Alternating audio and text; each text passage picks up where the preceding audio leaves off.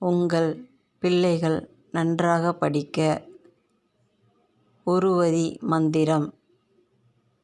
தினமும் இதை 108 முறை நீங்களும் உங்கள் பிள்ளைகளுக்காக சொல்லலாம்.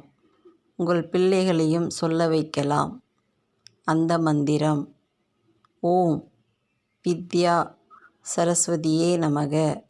ஓம் வித்யா சரஸ்வதியே நமக. ஓம் வித்யா சரஸ்வதியே நமக. ஓம் வித்யா சரஸ்வதியே நமக.